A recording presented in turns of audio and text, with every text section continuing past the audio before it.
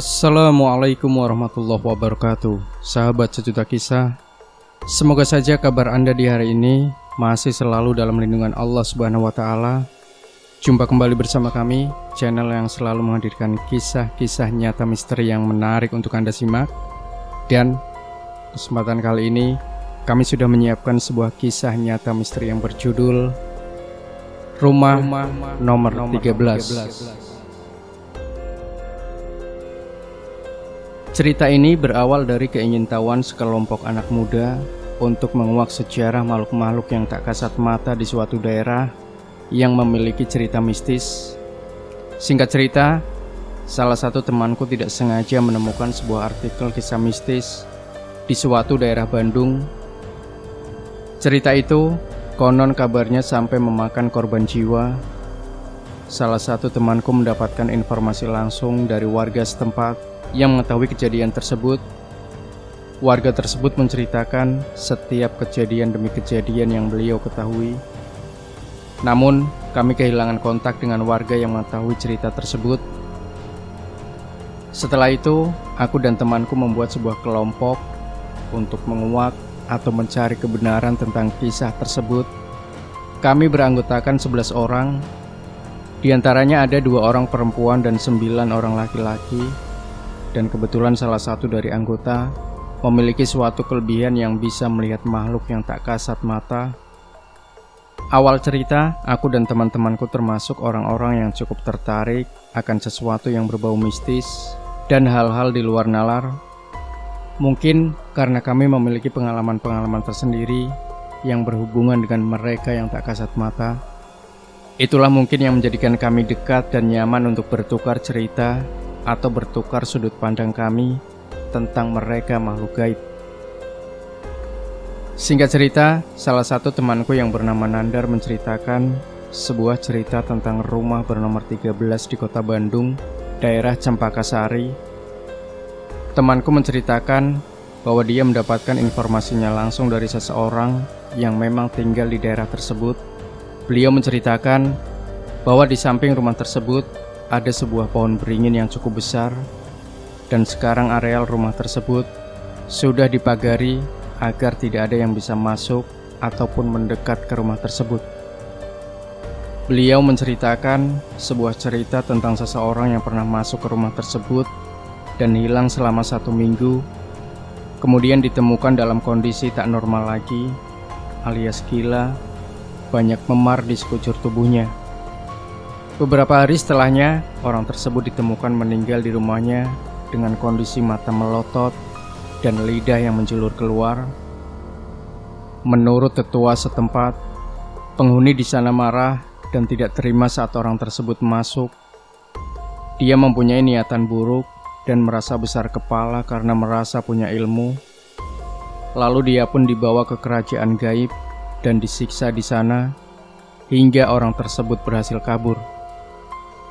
Namun, mungkin karena mentalnya sudah tak bisa menerima lagi gangguan dari mereka, maka kesadarannya jadi terganggu. Gangguan itu berlanjut sampai akhirnya orang tersebut meninggal dunia. Aku yang mendengar cerita dari temanku berinisiatif membuat sebuah kelompok untuk menelusuri kebenaran dari cerita dan rumah tersebut. Namun, temanku lupa menanyakan nomor telepon narasumber tersebut dan hanya mengingat nama daerah yang dimaksud. Namun karena keingintahuan kami yang kuat, maka kami pun sepakat untuk melanjutkan rencana kami untuk menelusuri rumah angker tersebut dengan bermodalkan sedikit petunjuk yang kami ketahui. Aku sendiri, Indra, berangkat bersama 10 orang temanku, sebut saja Budi, Herdi, Nandar, Heri, Andri, Raka, Bayu, Angka, Risa, dan Susi yang indigo. Singkat cerita, kami memutuskan untuk pergi ke daerah tersebut pada hari Kamis sekitar pukul 19.00 bulan Februari tahun 2011. Pada saat itu kami langsung mencari lokasi ke tempat tersebut yang berada di kawasan Bandung Utara, Kota Bandung.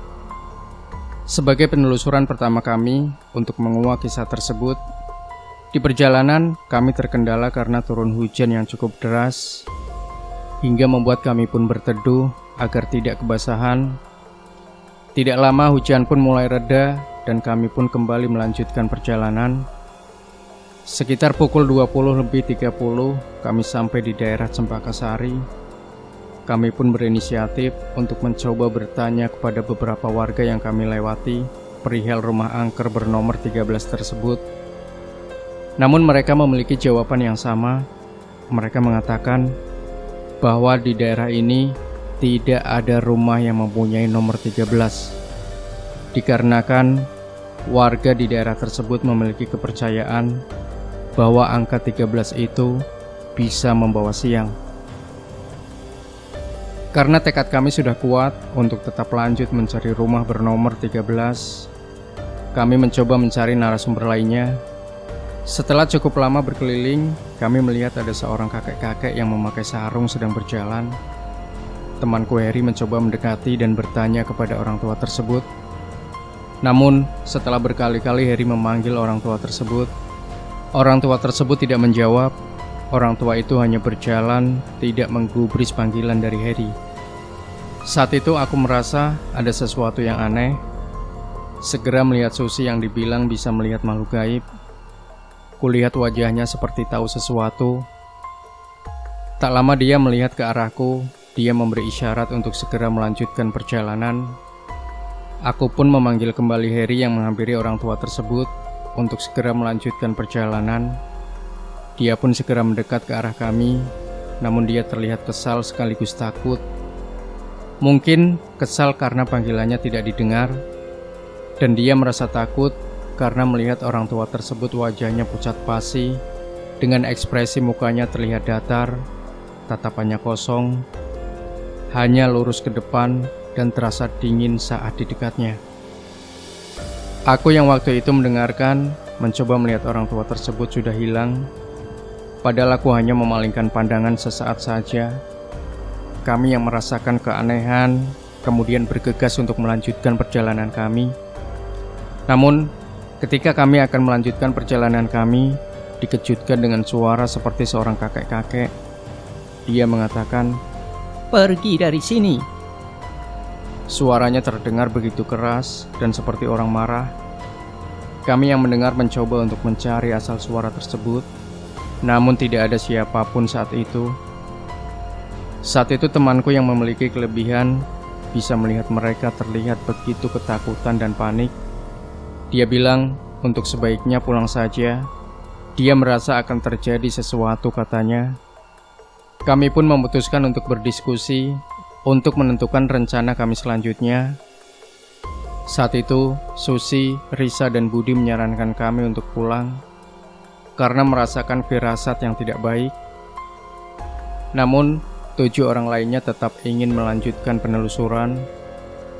Setelah sekian lama berdiskusi, akhirnya kami memutuskan untuk tetap melanjutkan perjalanan kami mencari lokasi rumah tersebut. Kecuali 2 temanku, Budi dan Risa, mereka lebih memilih untuk pulang karena merasa tak kuat untuk melanjutkan rencana ini. Sebenarnya aku dan Susi pun mengusulkan untuk pulang, namun karena anggota kami yang lain tetap ngotot, maka kami pun mengalah untuk ikut karena takut akan terjadi sesuatu nantinya. Kami yang tersisa 9 orang ini melanjutkan untuk mencari sumber lain yang mungkin mengetahui alamat rumah tersebut. Sekitar pukul 23.00, kami melihat beberapa orang yang sedang berkumpul dengan bara api unggun di tengah-tengah mereka. Namun saat kami mendekat, mereka melihat ke arah kami. Aku menyuruh kepada teman-temanku untuk berhenti, untuk mencoba menanyakan kepada mereka. Siapa tahu di antara mereka ada yang mengetahui lokasi yang sedang kami cari. Tidak lama seorang dari mereka mendekati kami. Setelah kami berhenti, orang tersebut kemudian bertanya kami mau kemana. Aku pun mendekati orang tersebut dan menjelaskan rencana kami untuk mencari rumah nomor 13 tersebut. Cukup lama kami berbincang. Orang tersebut malah menjawab bahwa di daerah ini banyak sekali cerita mistis. Mereka menganjurkan kami untuk mencoba pergi ke sebuah makam keluarga di daerah tersebut, yang menurut warga tersebut, makam itu sangat angker, apalagi di malam Selasa atau malam Jumat seperti ini. Warga tersebut sedikit menceritakan tentang angkernya makam keluarga tersebut. Salah satu ceritanya, ada seorang pedagang bakso yang lewat di dekat tersebut sekitar jam 10 malam. Tukang bakso tersebut melihat rombongan pengantar jenazah. Lalu tukang bakso tersebut bertanya pada salah satu dari rombongan tentang kenapa dimakamkannya malam-malam seperti ini. Tapi ketika tukang bakso itu bertanya, tidak ada satu orang pun yang menjawab. Mereka hanya berjalan lurus tanpa bicara sedikit pun. Merasa ada yang aneh, tukang bakso itu pun mencoba melihat ke arah kaki mereka, apakah menginjak tanah atau tidak. Saat dia melihat ke arah kaki mereka, tukang bakso itu melihat kaki mereka yang tak menginjak tanah. Dari lutut sampai telapak kaki mereka tak terlihat. Tukang bakso itu pun baru menyadari rombongan jenazah tersebut semuanya berwajah pucat, tanpa ekspresi. Tiba-tiba hujan turun cukup deras, namun anehnya mereka tak basah sama sekali, tuturnya. Saat itu dia hanya bisa diam. Waktu itu seperti susah untuk menggerakkan tubuhnya. Dia pun membaca doa yang dia ingat supaya mereka segera hilang. Namun mereka justru berhenti dan berbalik melihat kepada tukang bakso tersebut. Sambil mulut mereka menyeringai, mata mereka hitam pekat membentuk bulat. Terlihat senyumnya pun seperti senyum meledek kepadanya. Tukang bakso tersebut lalu lari sambil berteriak. Lalu orang-orang di sanalah yang menolong tukang bakso tersebut dan membantu mengambil gerobak bakso miliknya. Itu pun sesudah lewat waktu subuh, ucapnya. Kejadiannya pun baru terjadi beberapa hari kemarin, tepat malam Selasa kemarin, lanjutnya. Ada cerita lain, katanya 1 minggu lalu ada sebuah kejadian seseorang menemukan mustika dan pusaka di sana. Lalu dibawalah barang-barang tersebut ke rumahnya. Sayangnya, ayah orang itu malah menjual barang-barang tersebut. Keesokan harinya, orang yang menemukan, yang menjual, dan yang membeli semuanya mati. Dan barang-barang tersebut hilang begitu saja. Tidak ada yang pernah melihat atau menemukan kembali barang-barang tersebut. Teman-temanku yang terbilang maniak misteri ini malah terlihat senang dan antusias mendengarnya. Lalu kami berpikir untuk menunda dulu mencari rumah bernomor 13 itu dan mencoba untuk mendatangi makam yang warga itu ceritakan. Kami akan berjalan dari sini ke areal pemakaman tersebut karena jaraknya cukup dekat, dan motor kami akan kami titipkan di rumah warga di sini, tentu atas seizin mereka. Warga hanya memberitahu kami letak areal pemakaman tersebut. Kami harus berjalan memasuki sebuah jalan kecil terlebih dahulu, lalu belok ke sebelah kiri. Dari sana sudah terlihat areal pemakaman yang dimaksud. Namun warga tak ada yang berani untuk mengantarkan langsung karena takut. Aku sebenarnya merasa bahwa jika hal-hal seperti ini justru bakal membawa petaka. Namun karena aku mengerti tabiat teman-temanku, aku pun hanya diam dan mengiyakan. Singkat cerita, setelah kami berjalan 10 menit, kami sudah bisa melihat gerbang pemakaman tersebut. Gerbangnya berwarna putih, namun sudah terlihat banyak karat di sana-sini. Kami pun melanjutkan berjalan mendekati gerbang pemakaman tersebut. Namun Nandar tiba-tiba mendekatiku dan mengatakan bahwa dia melihat sekelebat bayangan putih yang dia kira itu pocong. Makhluk tersebut terlihat melintas di antara gerbang makam yang terbuka, ucapnya. Tapi karena tak ingin membuat yang lain takut, aku menyuruhnya untuk diam. Kami tetap melanjutkan penelusuran untuk masuk ke pemakaman tersebut. Lalu kami berbincang mengatur rencana apa saja yang akan kami lakukan di dalam areal makam tersebut. Setelah lama berbincang, kami pun sepakat membagi menjadi 3 kelompok. Setiap kelompok berisi 3 orang di dalamnya. Setiap kelompok dilarang menceritakan kejadian selama berada di dalam areal makam kepada kelompok lain, sampai semua kelompok sudah memasuki areal makam tersebut. Kelompok 1, aku, Bayu, Raka. Kelompok 2, Andri, Susi, Herdi. Dan kelompok 3, Angka, Heri, dan Nandar. Pertama masuk adalah kelompokku. Aku, Bayu, dan Raka masuk ke areal makam tersebut, dan sisanya menunggu di luar gerbang. Namun kondisi gerbang akan kami tutup. Saat kami masuk, udara sudah terasa berbeda. Benar-benar terasa berbeda dengan saat kami belum masuk ke areal makam tersebut. Aku merasakan seperti banyak pasang mata yang memperhatikan kami. Namun satupun makhluk tak terlihat oleh mata kami. Di dalam makam terlihat ada sebuah rumah atau bangunan yang digunakan untuk menyimpan keranda. Ada beberapa pohon besar di dalamnya. Salah satunya pohon beringin, letaknya tepat di tengah areal pemakaman tersebut. Terlihat ada beberapa makam yang tersusun rapi dengan letak yang sejajar dan berderet-deret.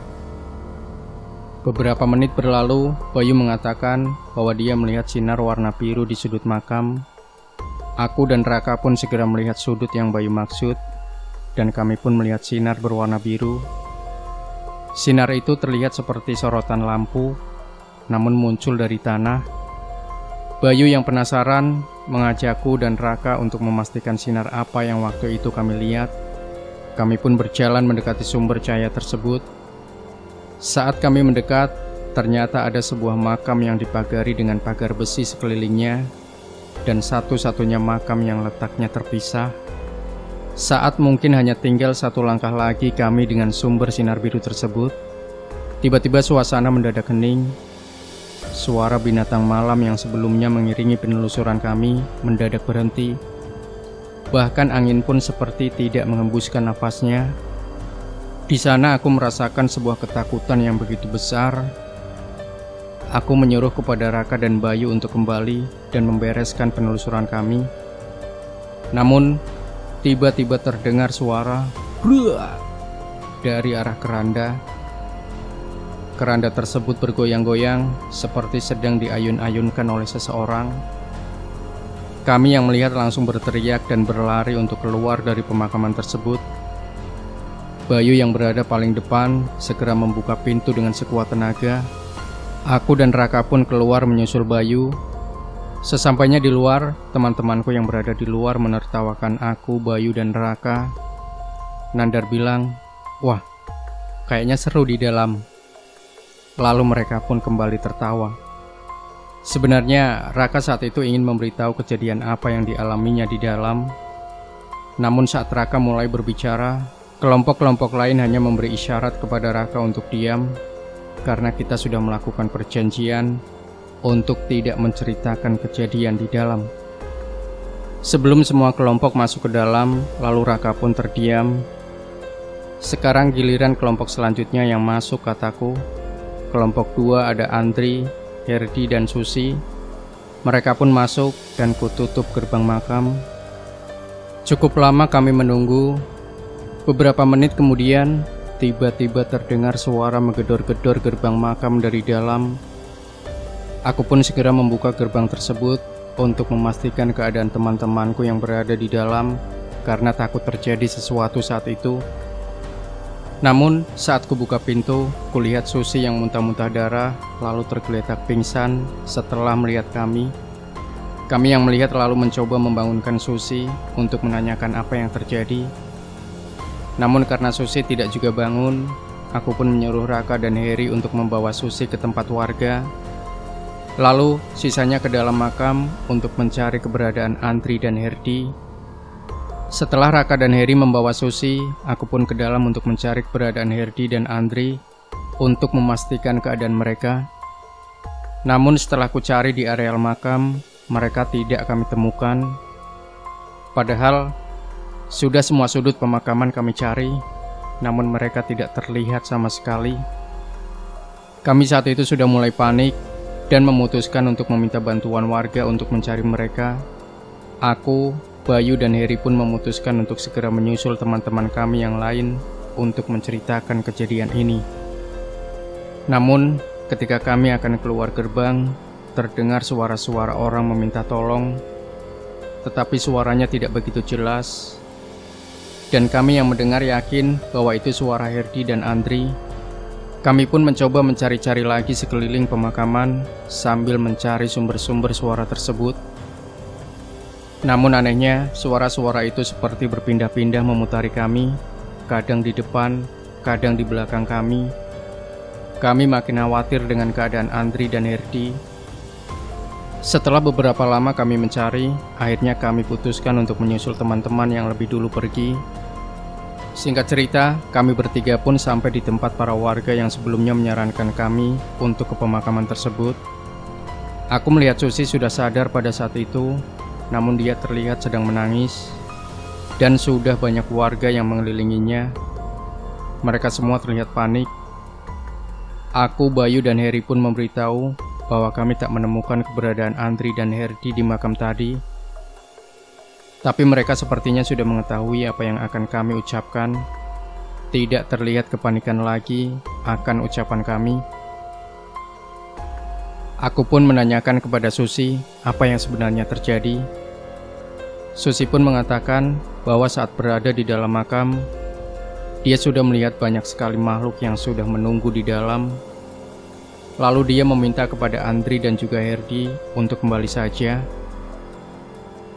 Tapi mereka berdua tidak memperdulikan perkataannya dan mengatakan bahwa di makam seperti ini sudah pasti banyak makhluk gaibnya. Jadi tidak usah khawatir hanya karena bisa melihat mereka. Lalu mereka berdua kembali melanjutkan penelusuran dan memutari areal pemakaman tersebut.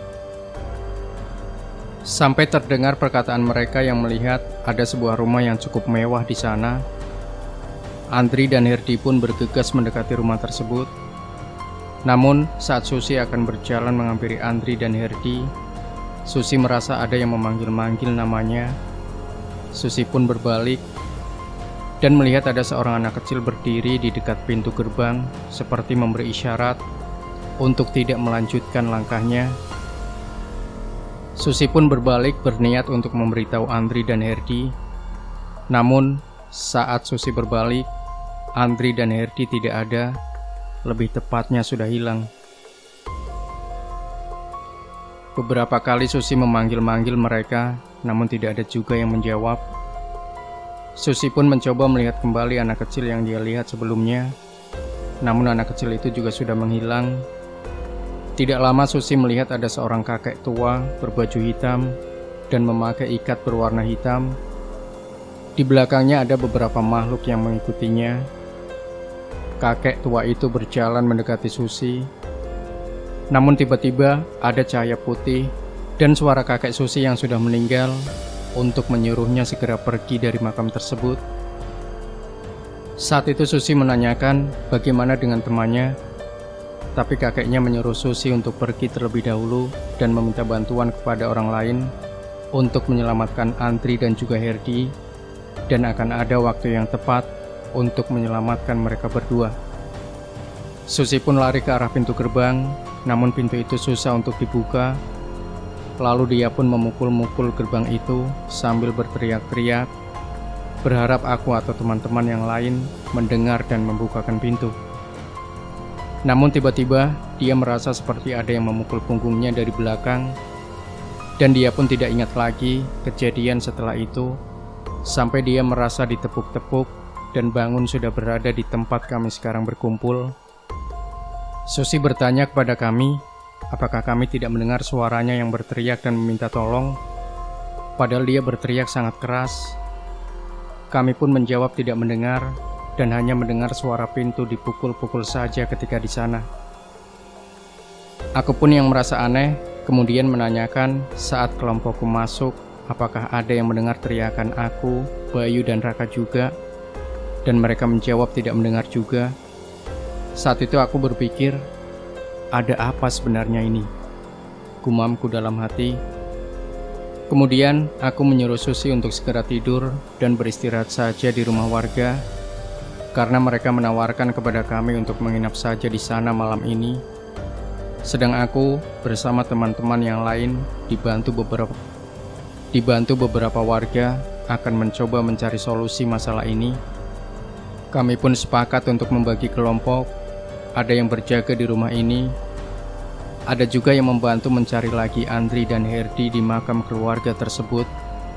Walau kami sedikit takut, kami dan beberapa warga mencoba mencari keberadaan Andri dan Herdi, namun mereka tetap tidak bisa kami temukan.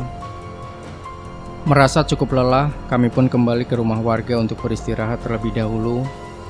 Mengingat kondisi kami sudah sangat lelah dan cuaca saat itu tidak mendukung untuk melakukan pencarian lagi. Pagi pun tiba, kulihat Susi sudah terbangun dari tidurnya. Terlihat dia seperti ingin menyampaikan sesuatu. Aku saat itu mendekatinya, berniat menanyakan keadaan Susi saat itu. Dia pun mengatakan bahwa keadaannya sudah agak mendingan, hanya masih terasa sedikit lelah. Kemudian Susi bercerita, sepertinya dia mendapatkan cara untuk menemukan keberadaan kedua teman kami yang hilang itu. Dia mendapatkan petunjuk melalui mimpinya. Dalam mimpinya, dia bertemu dengan kakek-kakek yang kami temui semalam. Kakek tersebut membawanya kepada sebuah makam yang letaknya berada di ujung pemakaman keluarga yang semalam kami datangi. Kemudian, sang kakek menyuruh Susi untuk mengambil sesuatu dari sana. Dalam mimpi Susi melihat sebuah cahaya berwarna keemasan.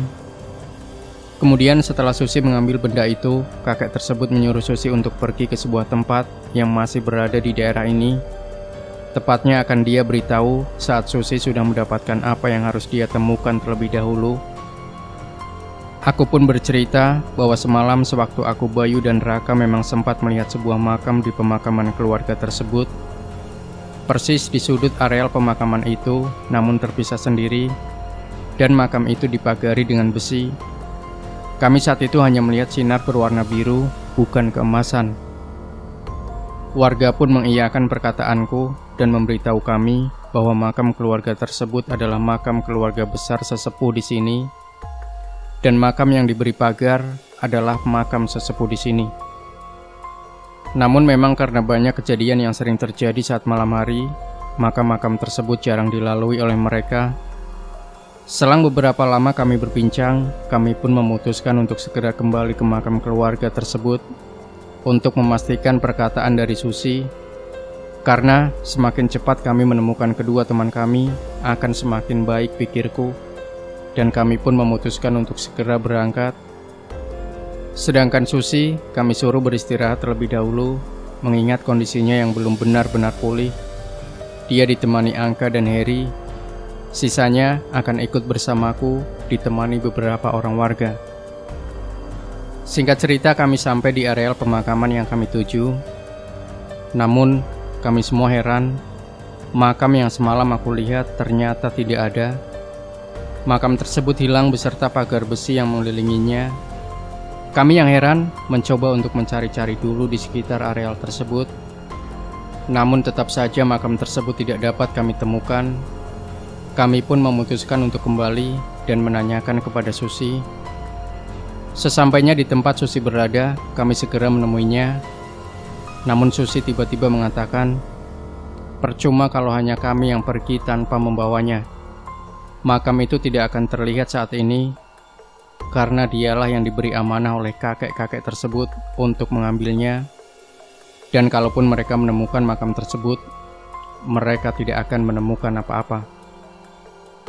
Saat kami ke sana nanti harus tepat pukul 18.00, karena itulah saat-saat dimensi kami dan mereka terbuka.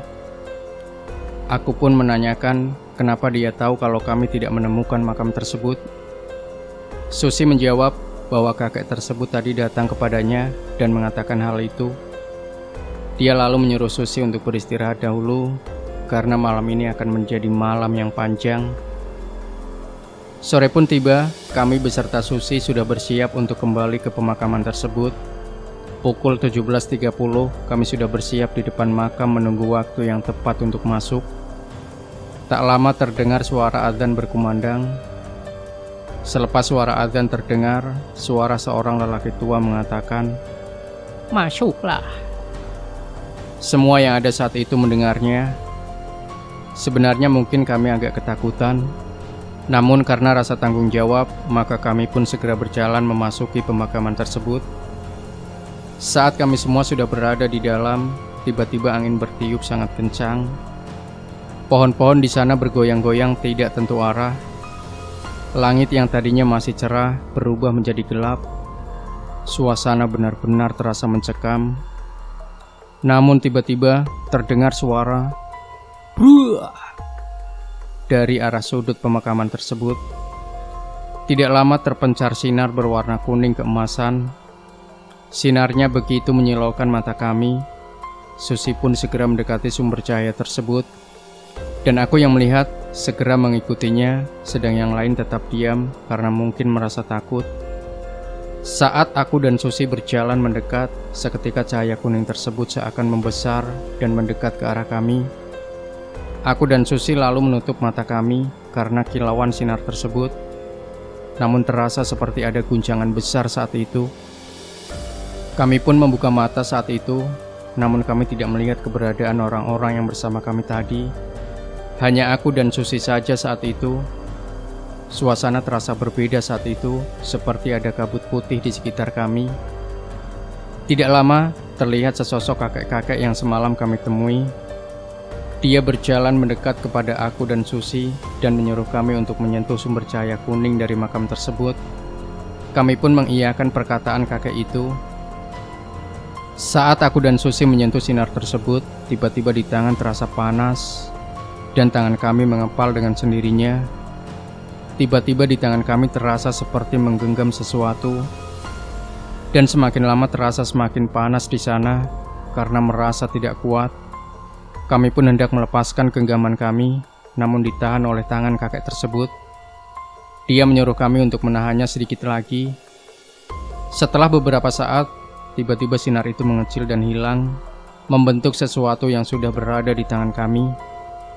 Aku saat itu menggenggam sebuah keris, sedang Susi menggenggam sebuah batu mustika berwarna hijau terang. Terlihat ada sedikit asap yang keluar dari batu hijau tersebut. Aku kemudian menanyakan kepada kakek-kakek itu untuk apa benda-benda ini. Kemudian dia menjawab, keris yang kupegang akan berguna saat di sana nanti. Sedang mustika yang dibawa Susi adalah kunci agar kami bisa masuk ke alam mereka. Namun kedua benda tersebut bisa digunakan hanya di waktu-waktu tertentu saja. Singkat cerita, aku dan Susi pun disuruh menutup mata kami. Lalu kami pun kemudian menutup mata kami. Tiba-tiba kami merasa sangat lelah. Terasa kembali ada sebuah guncangan. Terdengar kembali suara kakek itu. Dia berucap untuk segera mencari sebuah rumah, dan di dekatnya ada sebuah pohon beringin besar. Seketika aku pun dan Susi membuka mata, dan kami sudah ada di rumah warga sebelumnya. Mereka menanyakan apa yang terjadi sehingga kami pingsan. Terlihat juga teman-temanku yang lain terlihat panik. Aku pun dan Susi memberitahu apa saja yang kami alami. Aku dan Susi yang saat itu melihat warga hanya terdiam, seperti mengingat-ingat sesuatu. Mereka terlihat seperti enggan berbicara. Namun ada salah satu warga kemudian berbicara bahwa ada sebuah tempat di sini yang seperti dideskripsikan oleh aku dan Susi.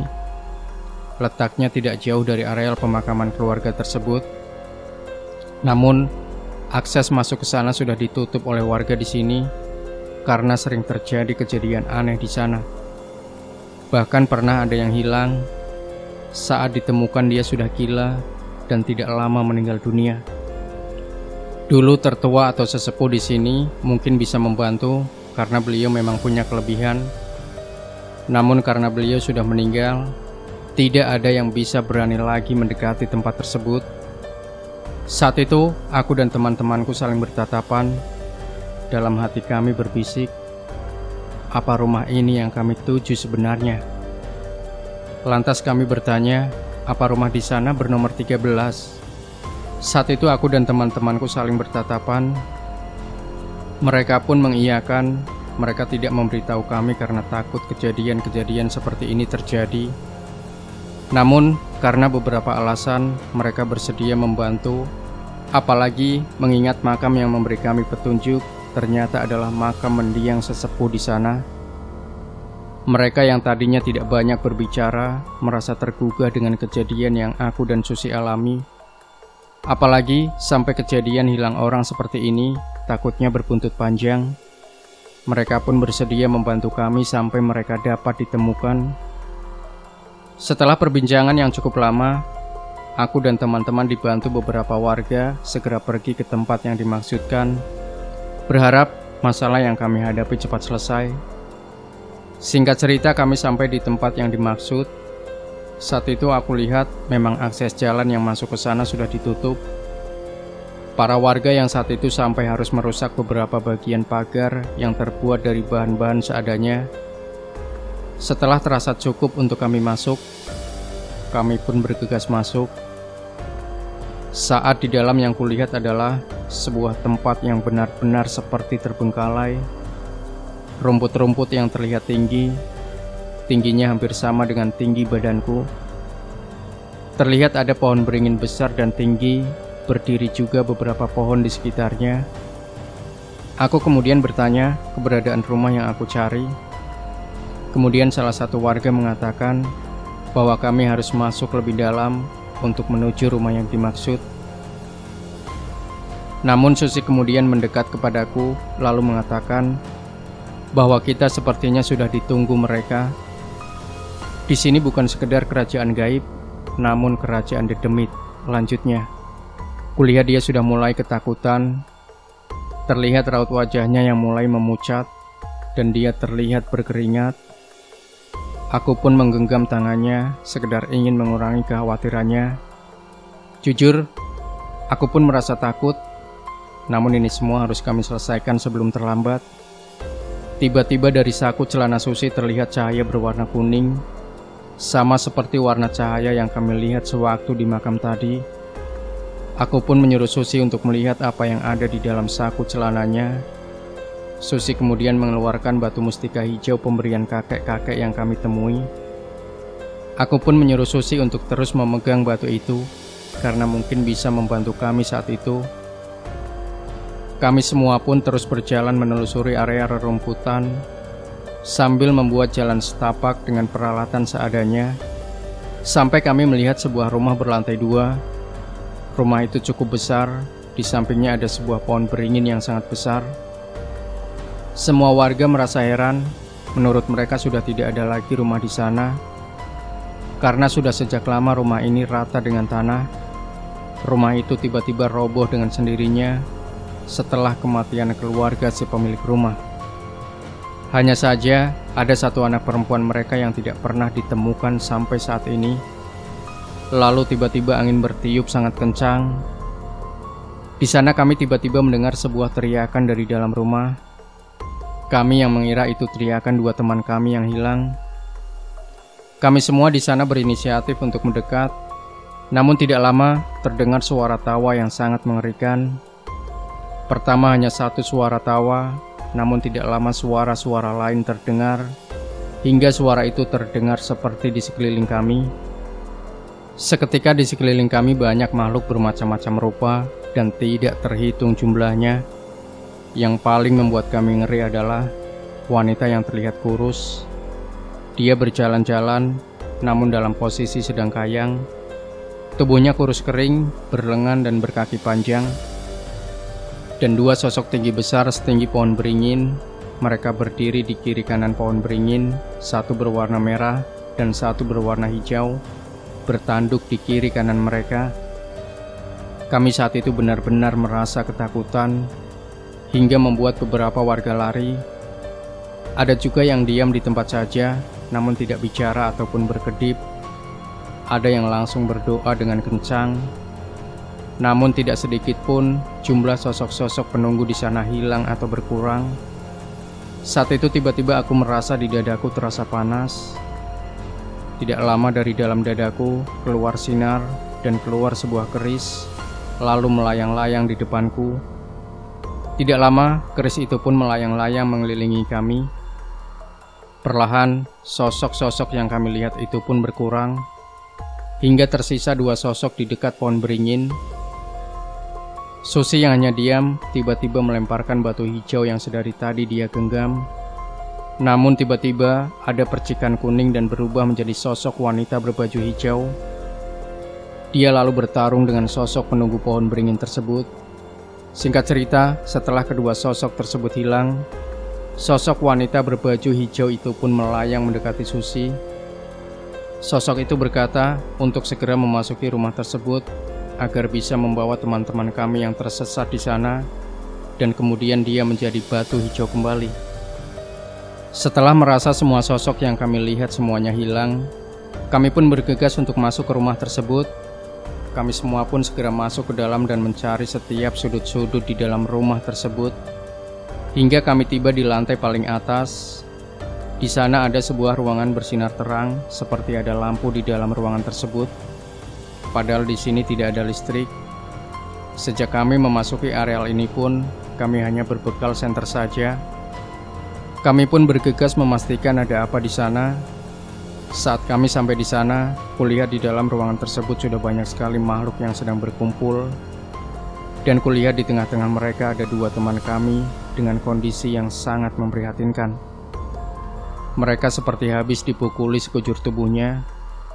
Namun kami hanya bisa terdiam karena merasakan ketakutan saja saat itu. Kami tidak tahu harus berbuat apa di sana, karena melihat jumlah mereka yang tidaklah sedikit dengan beragam bentuk. Mereka terlihat seperti menunggu kami untuk maju, dan mereka segera akan menerkam kami. Tidak lama datanglah kakek-kakek tua mendiang sesepuh di sana dan menarikku dan Susi. Dia menyuruh kami berdua untuk segera menarik dan membawa kedua teman kami dari kerumunan itu. Lalu kami harus segera berlari meninggalkan tempat ini. Aku dan Susi pun mengikuti perintahnya dan membawa kedua teman kami dari sana. Sedang dia di depan kami membukakan jalan untuk kami. Beberapa kali terlihat makhluk-makhluk itu mendekat, namun kakek tersebut berhasil mementalkannya. Sampai aku dan Susi berhasil menarik kedua teman kami. Kami semua saat itu langsung berlari untuk segera keluar dari rumah tersebut.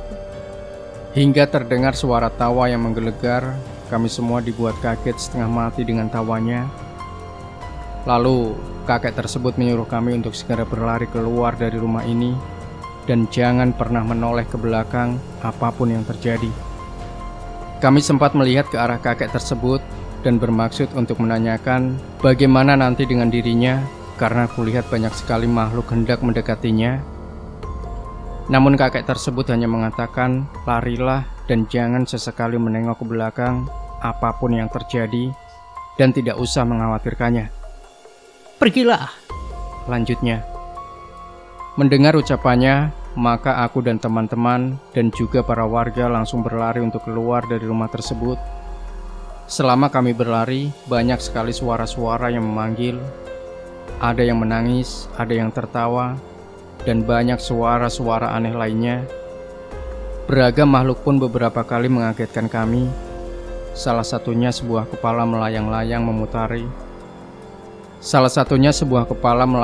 memutari kami selama kami berlari. Namun tidak kami hiraukan dan kami tetap berlari agar segera keluar dari rumah ini. Sampai akhirnya saat kami di dekat pintu keluar, tiba-tiba ada sebuah guncangan dan kami merasa seperti ada angin besar yang mendorong kami agar segera keluar dari rumah tersebut. Kami semua terpental ke arah luar rumah tersebut dan jatuh bersamaan. Namun saat kami berbalik, rumah tersebut sudah tidak ada atau menghilang. Saat itu kami sudah berada di luar, terdengar suara adzan subuh berkumandang. Kulihat kedua teman kami yang hilang jatuh pingsan dan kami pun membawanya ke rumah warga terlebih dahulu.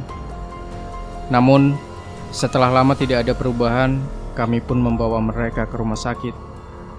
Kemudian kami menghubungi orang tua mereka. Lama menunggu, akhirnya kedua orang tua mereka datang dan kami menceritakan apa yang terjadi. Kami saat itu benar-benar dimarahi oleh orang tua mereka. Singkat cerita, setelah beberapa hari mereka tetap tidak sadarkan diri, hingga Paman Herdi datang. Beliau merupakan orang yang mengerti dengan dunia spiritual, lalu menginap semalam di rumah sakit tempat Herdi dan Andri dirawat. Beliau menginap semalam di sana, dan besoknya Herdi dan Andri pun sadarkan diri. Paman Herdi lalu bercerita, semalam dia mencari sukma Herdi dan Andri karena masih terjebak di sana. Hingga bertemu dengan seorang kakek tua dan membantunya mencari sukma Andri dan Herdi. Sesampainya di rumah yang dicari, beliau melihat sukma mereka berdua sedang dirantai. Banyak luka di tubuh mereka. Saat itu Paman Herdi kemudian melepaskan rantai dari tubuh mereka. Kemudian saat akan membawa mereka pergi, saat itulah beliau disambut oleh penghuni kerajaan Dedemit di sana. Beliau sampai harus mengalahkan raja dari para demit di sana terlebih dahulu. Untung ada kakek-kakek itu yang membantu. Jika tidak, beliau pun merasa akan sangat kewalahan untuk mengalahkan mereka. Setelah beberapa hari mereka pun kembali pulih dan tidak ada keanehan pada diri mereka, kecuali trauma dengan hal-hal yang berbau mistis. Mereka jadi lebih penakut dan tidak lagi sering berkumpul dengan kami. Itulah salah satu pengalaman aku dan juga teman-temanku. Semoga kita dapat mengambil hikmah dari cerita ini. Jangan lupa sahabat Sejuta Kisah, berikan komentar Anda, like, share video ini, subscribe channel Sejuta Kisah, dan nantikan kembali kisah nyata horor dari kami setiap harinya. Sampai jumpa. Wassalamualaikum warahmatullahi wabarakatuh.